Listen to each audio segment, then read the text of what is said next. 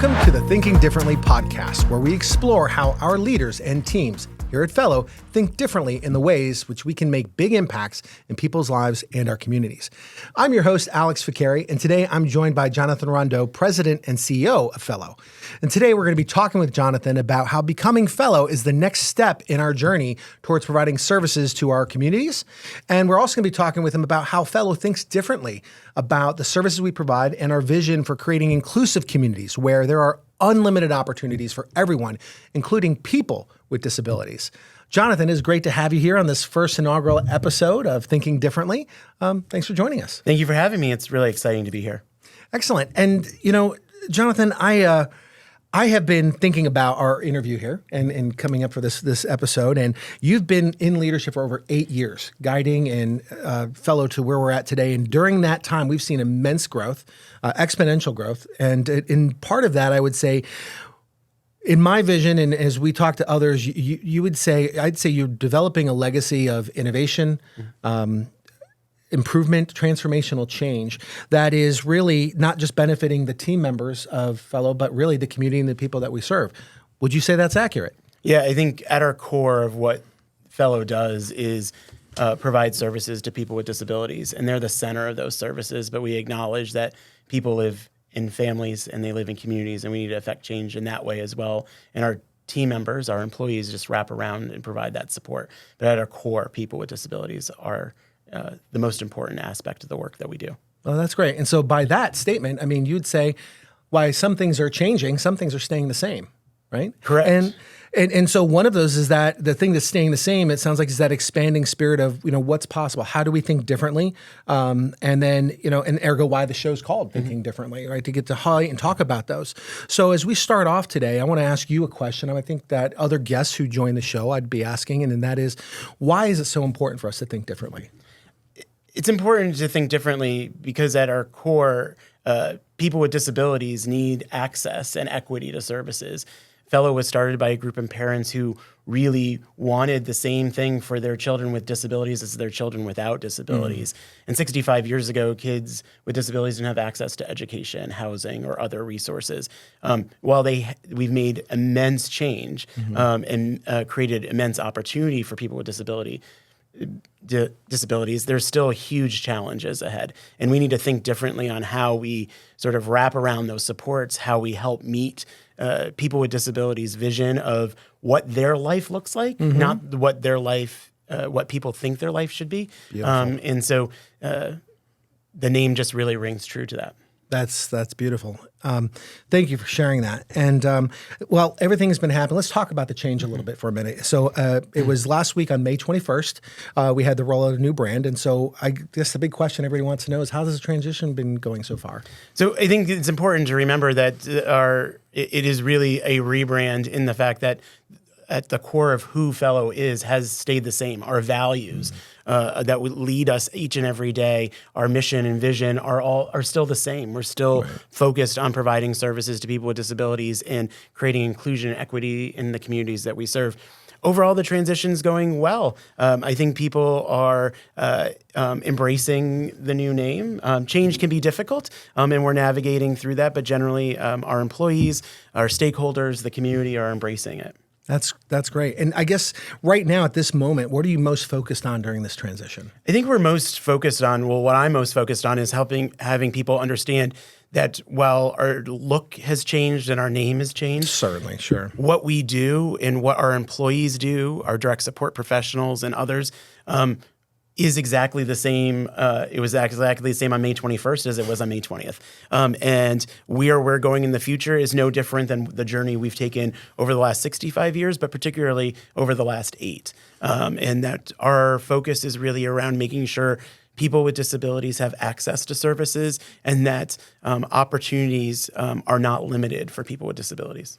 That's great. And the other thing that kind of leads me to the next question, which I think you've teed up very well, and that is when you're thinking about how we align long-term, what is our long-term goals for the organization, really, as you line those up, well, so what is ahead of us?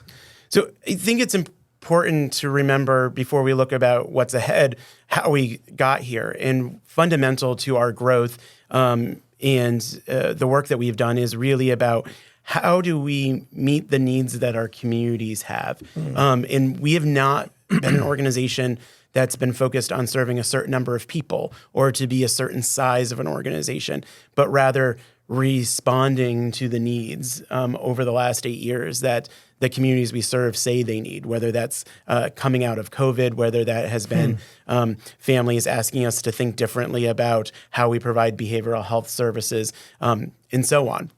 And so as we look to the future, it's continuing on that same trajectory of sort of being responsive to what the communities need and deepening and evolving the work that we do each and every day for people with disabilities and the communities we serve. So responding, listening, and then executing with some innovation, right? To that. Correct. Yeah. Okay, excellent. So thinking differently, as I mentioned before, it's not just the name of the show, but it's this mantra. And with that is, I guess the question is, becoming Fellow allows us to think differently. And or do you think it positions us to do more as innovative services? It allows us to be who we are. When you're part of a national organization, you're connected to that brand. And that was incredibly important for the beginning of our journey. But as we look to the future, we want to be able to be even more responsive to the people we serve, to the communities we serve. And Fellow allows us to do that work in partnership, in fellowship with each other in many ways. And so the opportunities really are limitless. Our core focus over at least the near future is to continue to deepen the work in the communities we already serve and to provide that focus. But as that evolves, we are sort of have unlimited opportunities to respond into the future. One of the most exciting aspects of this change is how Fellow it can still be fully aligned with the communities. So my question for you, could you speak a little bit about the decision to keep Fellow's housing and community development initiatives under the same name as Fellow Communities? Yeah, so it's important to remember that when Fellow was first created almost 65 years ago, housing was the first service that we provided to people with disabilities. In fact, we still own that home and was recently renovated as a duplex in northern Anne Arundel County. But our housing work was born out of this idea that we wanted to create equitable and inclusive housing for people with disabilities. And the way that you do that is creating duplexes, triplexes, apartment buildings that have people with disabilities, people without, people who pay full market rent, people who may need access to subsidies to be able to afford to live in the communities that we serve. By it being separate, there's always been a question over the last 8 years is, well, how is that connected? When fundamentally it's connected to the core work that we do. And this just allows us to have a natural extension of that. And so we're excited that our housing and community development work will be known as Fello Communities moving forward. Oh, excellent. Excellent. Now, let's pivot a little bit in the conversation and talk about the mission, vision, and core values here for a moment. So we know the brand has evolved, and but I think the Fellows' 5 core values have not changed, right? And so we embrace individuality. We have the heart, we are heart driven. We take strategic risks, and we are action oriented, and we promote equity and respect. Can you maybe talk about how those core values are influencing the organization to become Fellow?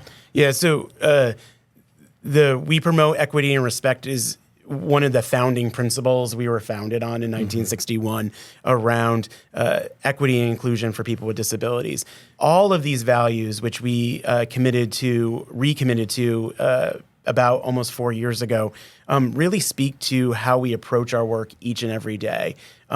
Our employees lead with empathy and compassion.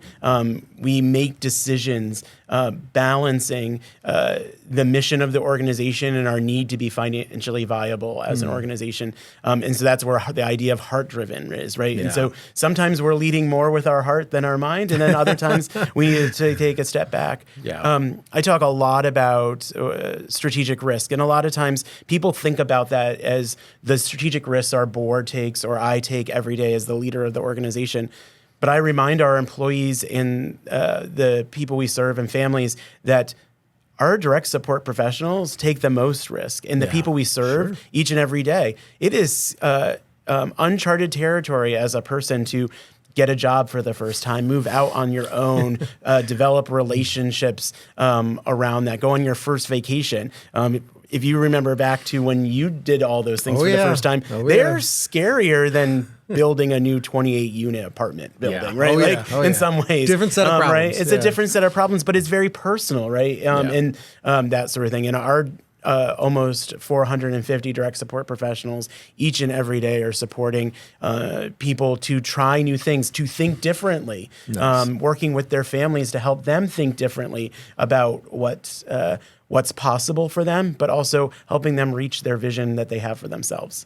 That's great. Let's expand on that. When we talk about vision, the brand has evolved slightly, changes our mission and vision statements. But I guess the one thing people have been curious about is with people with intellectual and developmental disabilities, to now changing that to saying just people with disabilities. So could you maybe walk us through the choice and the benefits of shifting our language?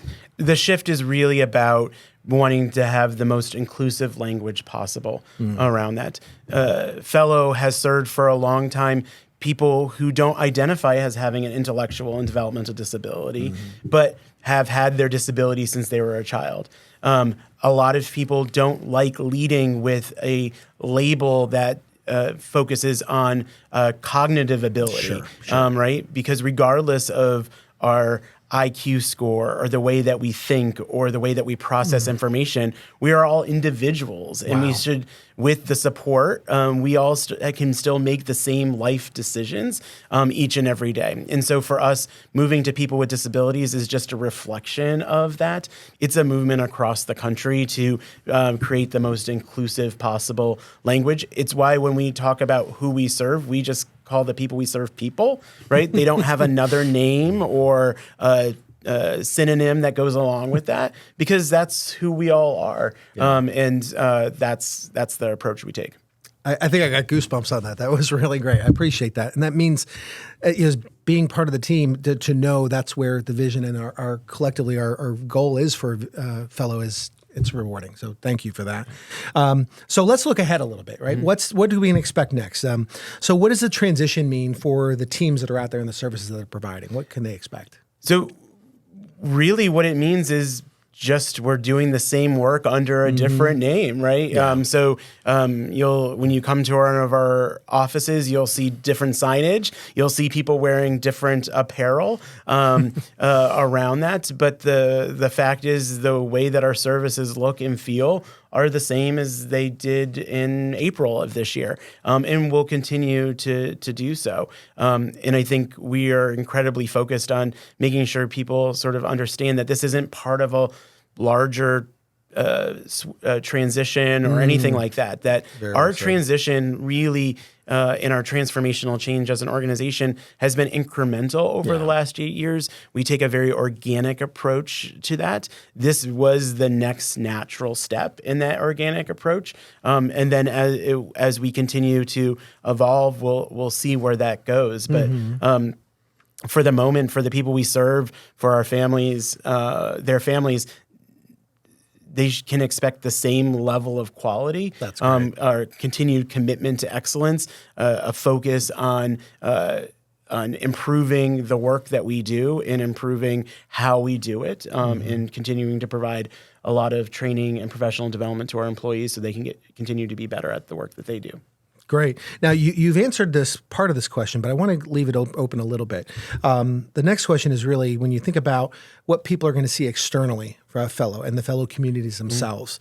Is there anything that's going to present themselves differently to the world besides the brand? Or is there anything else? I mean, it sounds like the mission, we're on point. We're going the same direction. Fello is a large and complicated organization. And what I mean by that is we provide a lot of different services to people with disabilities.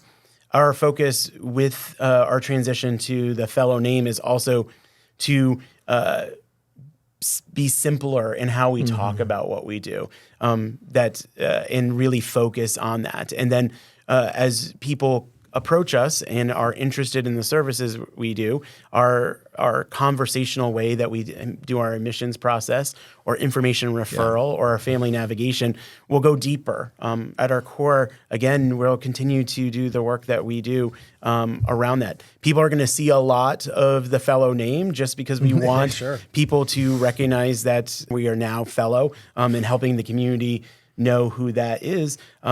I think surprisingly over my 8 years, a lot of our community members only know a little bit about who we are, right? And so this is a real opportunity to let people know in a much deeper way who we are, the over 5,000 lives that we touch each year around that, the almost 650 staff members that facilitate that work and provide that support. Around that and sort of understanding the depth and breadth of the work that we do today and that we will continue to do into the future. That's great. And Jonathan, I'm kind of brought to this quote that pops in my head as when we think of spirit of thinking differently. It was once said, people who are crazy enough to think they can change the world are the ones that do. That was from Steve Jobs.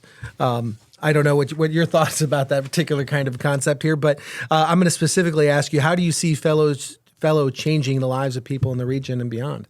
So I think Steve Jobs might be a much bigger global thinker than I am, right? But I come to this work and thinking, don't cut yourself short, and thinking about each person, right? And I think oftentimes human services organizations sort of go astray when they start to think about people in groups or make decisions sort of more broadly. And I think one thing I pride is we look at each person individually. And so across our services, there's no specific structured model. And so whether that's our living options and services, where if people live in what some might call a group home, it ranges from 1 to 4 people. And there's a whole roommate matching process. It's not just based on where there are vacancies around that. In workforce development, we're helping people get jobs, sometimes not the jobs we think that they should be going out and getting, but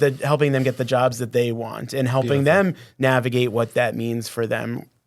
And so on. And so I think for us, at our core, it's really thinking about each person around that and understanding that we need to have the infrastructure that supports the whole, right? But the approach that our employees, and particularly our direct support professionals, take is one person at a time. Excellent. Well, Jonathan, as we start to wrap up here, I think there's one thing if there was one thing that you'd like to hope people would walk away from listening in and watching this episode, what would it be? I think the biggest one is that acknowledging that it's a name change, but at our core, our vision, mission, and values stay the same. Our commitment to people with disabilities, our commitment to the communities we serve are continuing to deepen, and we will continue to be there for the people we serve. That's beautiful. Well, Jonathan, I want to thank you so much for spending time with me today here and sharing the information and the major impacts that the transition will have on thousands of lives across Maryland. I want to say thank you for joining us on this first episode of Thinking Differently. I'm Alex Ficcari, your host, and we'll see you next time.